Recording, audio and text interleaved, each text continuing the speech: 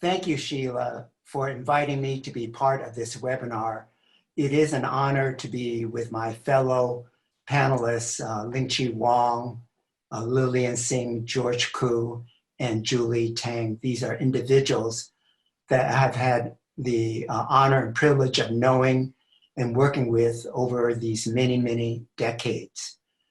I just want to put it out there at the get-go that during the war in Vietnam, when I was much younger, during my college years, I was adamantly opposed to our country's involvement in the Vietnam War. It literally made no sense for me, for anyone, especially Chinese and Asian Americans, to be killing other Asians during that time. And I had to confront my draft board, and I applied as a conscientious objector to war. And after a very long struggle, I was awarded my status of CO. For many decades now, I've been against all forms of military interventions and wars and the like, because violence, physical violence, is not a way to resolve problems and issues, either in the world or within our country.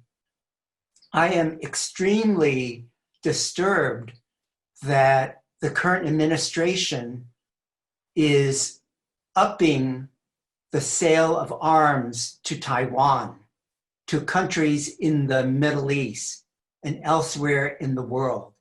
These actions are a recipe that will bring us to a precipice of engaging in actual physical conflict.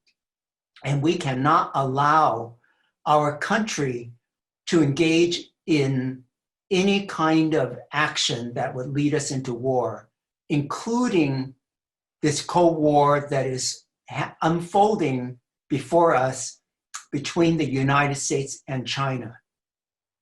Because the buildup, the arms merchants and the military industrial complex, they're the only ones who are benefiting from these types of policies and actions by our government. So it is important that an organization like Pivot to Peace does the work that it is doing today and conducting this webinar so that we can have an ongoing conversation about what we can do to stop militarization, to stop the buildup of arms, and literally to stop any kind of physical conflict by the United States or by any country for that matter. As we well know, the coronavirus has affected millions of people around the world. And it, of course, has affected many, many people here in the United States, especially people of color who have lack of adequate access to health services, for low-income people, for essential workers who have to work, who do not have the luxury of staying at home to work digitally. With this pandemic, as the current co-executive director of Chinese Affirmative Action, Cynthia Choi, has pointed out, that the pandemic has exposed the pre-existing conditions of racism in our country. And that comment by Cynthia can not be any more accurate than that, because we now see all the disparities, socioeconomic disparities that are afflicting the citizens of our country, especially the low-income immigrants and people of color. And within the Chinese community, after the virus was made itself aware in our country, already Chinese restaurants, Chinese businesses, and individuals were the victims of hateful speech, of actions that stereotype Chinese as being responsible for the coronavirus. There were rallies held by Julie Tang and the Chinese Six Companies and others in Portsmouth Square very early on to say, don't hate Chinese, hate the virus, stop the virus. That's the enemy, not Chinese people. In spite of those early efforts to protest how Chinese were, Americans especially, were being perceived and treated in the United States, 3 organizations had the foresight to set up the StopAPI hate tracker on the internet. And the 3 organizations were San Francisco State University, Chinese for Affirmative Action, an Asian Pacific Policy and Planning Council in Los Angeles. We are indebted to these 3 entities for setting up this tracker to monitor hate violence that have unfolded since the pandemic flourished in mid-March in our country. When they set up this hate tracker in mid-March until fall, over 2,700 individuals in 47 states and the District of Columbia reported hate incidents that they suffered and they experienced. And these incidents that were reported range from being called racial slurs, being spat on, or physically assaulted. In fact, 9% of the reported incidents were in the physical assault category.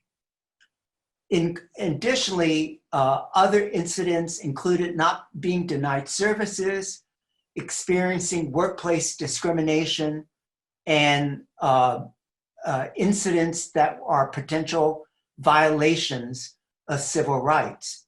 And on a very personal basis, my own wife, Priscilla, experienced one of these incidents when she was shopping at Trader Joe's, where there were hateful words expressed to her because she was Chinese. So it does not make any difference whether we live in an area that is considered to be progressive or an area that might be considered to be middle of the road or moderate. We are all susceptible to the hateful rhetoric that has been coming out of the current administration in Washington, D.C. The 3 organizations, I think, have aptly characterized President Trump's rhetoric of calling the coronavirus the Chinese virus, as he is in fact the super spreader of racial hate in our country today. We would not have this level of reporting of hate incidents if our national leaders were to exercise leadership to calm the hate, to promote understanding, and to promote science about what we know and what we don't know about the coronavirus. There is a professor by the name of Melissa Porha at the University of Michigan who has studied tweets that have come out of during the presidential campaign from the Democrats, from the Republicans, from the presidential candidates, from senatorial candidates. Without going into all details, it is no surprise that the tweets that have been coming from the president and members of this party have been all hateful. Although Democrats have also issued tweets about China, they did not necessarily fall in the category of racial scapegoating. So we need to be very careful and remind ourselves as Chinese Americans and our friends that what someone says matter, especially those who are leaders in our country.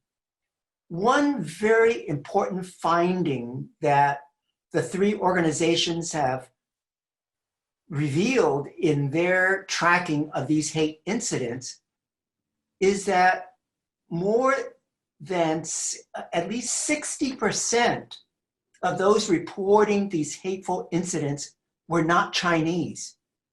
They were non-Chinese. They were people who may be Asian, of other ethnicities, and or who may be perceived to be Chinese.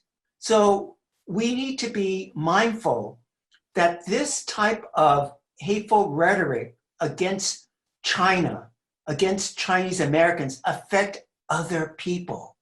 And we really need to come together and understand that white supremacist language is dangerous. That white supremacy is not just against Black folks or Jews who are conspiring to take control of world finances in the world. White supremacist language and attitudes affect all people of color, including Chinese American. White supremacy also has this face of white nationalism. There's no question that the current administration has driven a white nationalist agenda during the last 4 years with regards to our nation's immigration policies. Without going into all the details, there is one executive order after another where the current administration is not only opposed to so-called undocumented immigration. This administration is against legal immigration that has benefited people from Asia, from China, from India, from the Philippines, diversity visas, benefiting people from Africa. So this white nationalist agenda of the current administration has shut down family visas, made it more difficult. They have shut down student visas and the like. They have treated individuals who seek asylum into our country. They have kicked them to go back to Mexico to wait, which is in horrible conditions. And of course, we know that the current administration has separated children from their parents. Unconscionable for an administration and political majority party that claims to be family oriented. So looking at the pandemic, we know that it has made no difference what educational attainment we have achieved as a community, what level of employment, what professions we have attained. And what is even more heartbreaking is the recorded number of hateful incidents that frontline workers in the health profession have had to endure and suffer. These are individuals who are trying to save lives, but they are targets and victims of hateful speech and of physical assaults. We know that this environment that we are now going through, people are really being hurt. Recently, the New York Times just reported that a Japanese musician who came to the United States about a year ago to pursue a jazz career in the United States was physically assaulted to the point where his arms and fingers were gravely injured. Why did he get assaulted in New York City? Well, he felt like it's because he's Asian, that there was a racial hate element to it. So it is important that we coalesce and that we speak out. We don't know today exactly how Asian American voters voted in this election that we just had last week. But we do know from the American Election Eve poll, 72% of Asian Pacific respondents said that Trump does not care about us and has been hostile towards the API community. And 80% of Asian respondents in this American Election Eve poll said that white supremacy is a major threat to our society. This level of awareness, I think, gives us hope. It gives us hope because, as Lillian said, it is time for us to continue to speak out and to coalesce and not to be silent. I am very optimistic that when the election results are analyzed, that vast majorities of Asian American voters voted for science, they voted for truth, they voted for a plan to deal with the pandemic, and they are also voted against racism. And as President-elect Biden takes office, especially for those who voted for him, we need to hold him accountable and not fall into the trap of using any kind of anti-Chinese rhetoric or to pursue policies that will deepen this Cold War. We need to lower the rhetoric. And I believe that he wants to lower the rhetoric, but also we need to have action where we will treat China in a fair manner. I may have my own objections, my own personal views about certain Chinese policies, but certainly my views in no way justify any type of Cold War against China. And we really need to coalesce and do everything we can to oppose any expansion of this Cold War against China, because it's dangerous for us as American, it's dangerous for Chinese people in China, and for the entire world.